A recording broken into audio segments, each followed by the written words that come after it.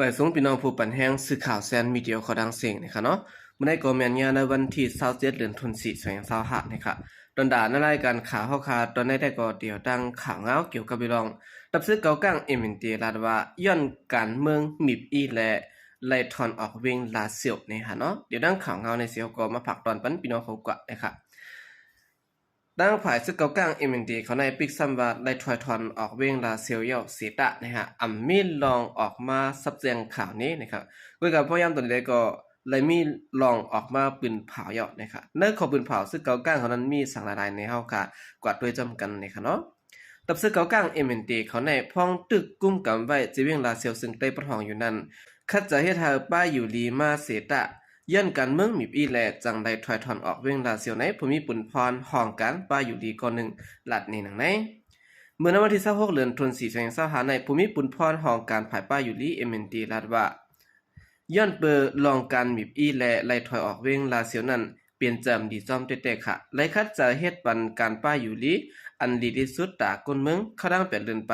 พร้อมรับซื้อเก่ากลางกุมกำไว้เวงลงนั้นในค่ะอ๋อ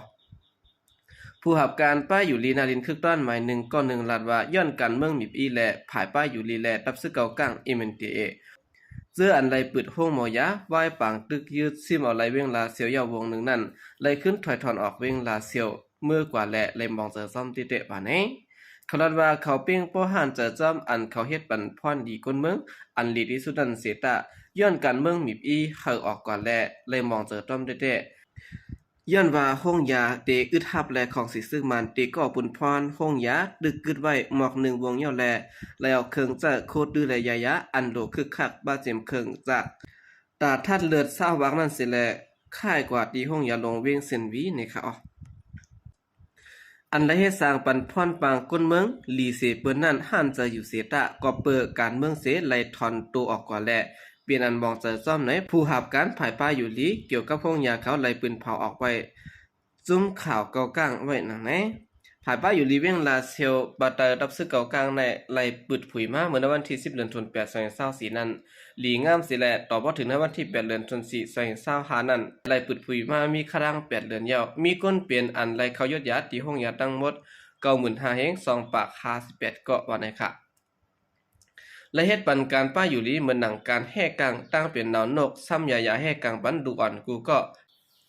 อันเด็กเกิดมาต่อถึงอายุ5ขวบผ่าตัดตั้งเป็นคอป้อมคอผ่าตัดหมากตาเฮ็ดใส่ปันขาป้อมมือป้อมได้เสียเงินเจ็มจะแน่ไล่จอยแถมปันก้นเมืองหนังดีที่สุดนะครับผู้มีบุญพรห้องการผายป้าอยู่ดีก็1ลาดว่าเฮาคาไล่เฮ็ดปันก้นเมืองอันดีที่สุดนั้นเฮาคาเปียงบ่หันจะอยู่เสตะเก่าคาแนงจะจ้อมดอกอันโดไล่เฮ็ดจ้อมการเมืองต่อเหลียวในเปียนไรนั่นอยู่ลาดนี่หนังไหนเหลือเสียนั้นผายดับซึกเก่ากลางลาแทงว่าพ่องมือดับซึกเก่ากลางถอนออกเวียงลาเซียวนั้นไล่เอาเครื่องกำแก้มป้าอยู่ดีที่ห้องยาลาเซียวกำพองเสตาเอาเครื่องกำแก้มอันดองยาตาก้นเมืองนั้นก้วยเนี่ยย่านเขขับขึงเข้าเกี่ยวอยู่แก่กลางปันแลว่าเสียของสีซึ่งมาในด้านซุ่มซึกเก่ากลางเอเมนเตไล่เจอกันกึดด้วยกันเป็นด้านการยาวตับซึกเก่ากลางเขาไล่ขึ้นถอยออกเวียงลาเซียวในวันที่21เดือนธันวาคมนั่นสิแหละภายอุปเปิงของสีซึ่งมันเตเอาปุนพรปั่นกันพองงำเข้ากว่าอยู่นะคะผู้ที่เห็นการเมืองเขาได้กอทัดสังหารว่าย้อนเปิดเคมีวิและเฮ็ดให้ตับซึกเก่ากลางเขาจังไล่ถอนออกเวียงลาเซียวกว่าวันในเขา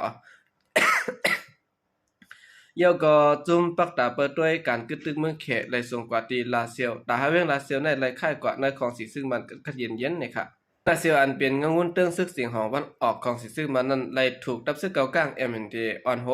จุ่มตับซึกลูกพื้นเข้าไล่หมดไล่จุ่มสิแลตึกซิมเอาเมื่อวันที่3เดือนธันวาคม2024นั่นสิแลตั้นไล่กุมกำหึงครั้ง8เดือนปลายก็เสขึ้นไล่เอามอบอาปั่นขึ้นในมือของสีซึ่งมันเข้าสืบกุมกำกว่าขึ้นนะครับโอเคนั่นก็เป็นข่าวเงาในคณะผ่าดังซึกเก่ากลางเอเมนเตเขานะครับออกมาปืนผ่าว่าย้อนเปิดการเมืองมีบอีแลไล่ถอนออกเมืองลาเซียวนะครับเนาะเดี๋ยวเลยว่าย้อนเปิดเมืองเขมีบเยียนมากกว่าว่าไรนั่นค่ะเนาะนั่นใดก็หรือไรเมืองเขสิแลจังไดถอนออกกว่าในก็ว่าไรนะครับ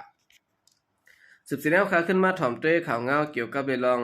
SHRF ปืนเผาลองก้นเมืองของสีซึกมันกั้นจันหลายนางยิงอ่อนเจือนไปเพชรซึกดีหยองวันนะครับ จุ้มก้องเงาสุดในสุนเป็นก้นจึงได้ SXRF ออกข่าวไว้เมื่อวันที่24เดือนธันวาคม2025นั้นว่าน่าจะวิ่งอยู่งานจึงได้ปลดห้องจึงได้ประจานนั้นนางยิ่งอ่อนเจิ้นเลยไปเพศซึกนั้นถูกตั้งก้นซึกของสิซึ่งมันกันจันดุไลเนี่ยเขาเมื่อในวันที่6เดือนเมษายน2023นั้นภายซึกของสิซึ่งมันอันเข้ามาเนเวียงอยู่งานนั้นนางยิ่งอายุ16ต่อถึง18ปี3ก็อันแป๊บอยู่เนเถื่อนคิมวันเม็ดคาอินนั้นได้ถูกซึกมันดีเนอร์ตับมา55 6เกาะเด็กเด่งกันจันดุไลในดัง SXRF เขาออกไว้หนังในเมื่อนั้นก็หนังเก่ามาโมโมอายุ23ปีและดังผู้จะแถมก้นปลายเพศซึกในพื้นที่อย่างงานก็1และถูกของสิซึ่งมันตับจุม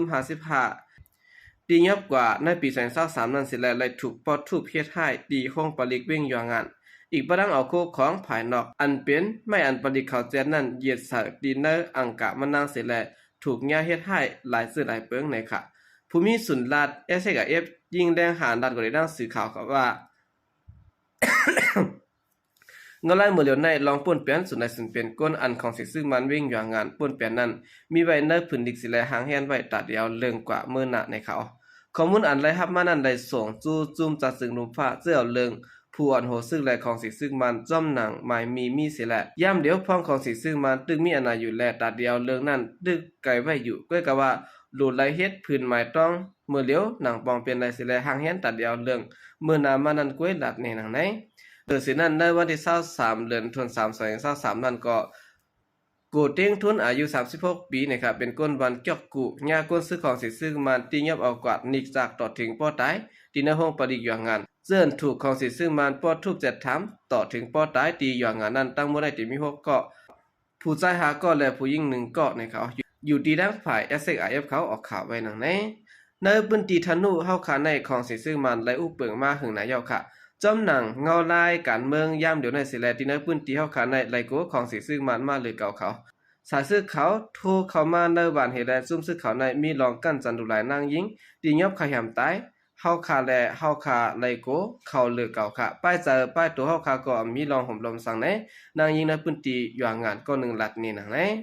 นอกเลยสินั้นนางยิงเจ้าคือธนุในเวียงอย่างงานนะคะเนาะ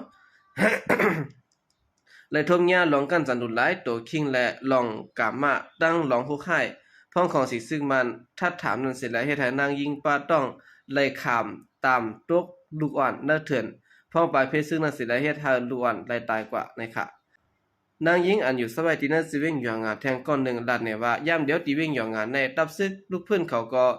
ดึกลาลีหาเผียวมวยกุนเจอเกี่ยวข้องจอมของสิซึ่งมันเสียมก้าของสิซึ่งมันเขาก็ลาลีหาที่ยอบกุนเจิ้นเกี่ยวข้องจอมจุ่มลูกพื้นเขากว่าอยู่นะครับทางเทิมก็ละกองยอบกว่านั้นค่ะเนาะ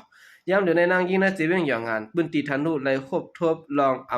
ข่มลมป้ายสะและตัวแลไล่ไม่จะจอมเพเขียนกุนซื้อของสิซึ่งมันและเงาลายตับซื้อลูกพื้นยิบกองกลางไว้ซื้อไหนนะครับเนอแกลองตียอบกันซื่อไหนในก้นเมืองพักกะเสื่อมเกี่ยวข้องสังกอยาขายหำตายกวนจะในก่อขึ้นเปลี่ยนมาแทงแหล่โก2ปูนเยาป้ายใจก่ออ่ำมีรองห่มลมสำไหนนางยิงก่อน1 10 ลัดแทงหนังไหนก็บนนั้นแลถูกดีเงื่องแวอ่ำถูกดีกว่ามาซ่อมเสียนตาสายตั้งอันสายซื้อของสิซื้อมันเขาโทรมาถูกดีตัดไว้ลองกับสืบเสิร์ฟเจอไว้นักลองกว่ามาไปเฮาเสิร์ฟจะไว้ลองห่มลมตัวเก่าเป็นเปิงใหญ่ตัดได้เฮกังไล่ลองหลอกเงินของสิซื้อมันเขาในดีไลหมดแบดข้อมูลฝนเกี่ยวกับทางซื้อแลกการซื้อกูเปิงเต็มเจอในบรรดาหันถึงไว้หนังไหนแล้วข้อทั้ง4ปีอันของสิซึ่งมันเอาอาหนามานั้นย้อนเปิดของสิซึ่งมันเขาไฟสุดเผาและขึ้นเยในพื้นที่อย่างงานนั้นรู้แล้วกว่า2ปาก20หาหลังห้องหรือ27หลังและห้านขายโค2หลังวัดเกี้ยว1หลังและรถเครื่อง2ลำเครื่องใจโคดื้อการผูกซ่อมเต็มเจอในได้ถูกไฟไหม้ก่อนในพื้นที่ขายงาน SXRF นั้นเตรียมออกป่าไว้หนังไหนนอกจากสินั้นย้อนของสิซื้อมันเอาเฮือมินบึดยื้อตึกต่อปล่อยหมักลงสตีจะเว้งอย่างงานแลจะเว้งลอกจอกนั้นและเฮ็ดให้กวนเมืองลูกตายกว่า3เกาะมาเจ็บ14เกาะขึ้นเยและลูกกว่า18หลังในเขาตาเฮาเปลี่ยนแห้งกำแถมผู้เตรียมข่าวและ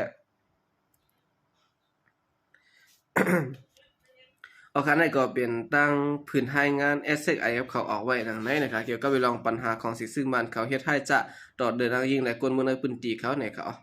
เอาค่ะกำเดินสุดในก็ยินจมนับยำกลุ่มถึงพี่น้องผู้กำแถมปัญหาเขาทางเสียงอยู่ค่ะยินจมนับยำให้นำเสข่าวใจก็เรียกมาส่งค่ะ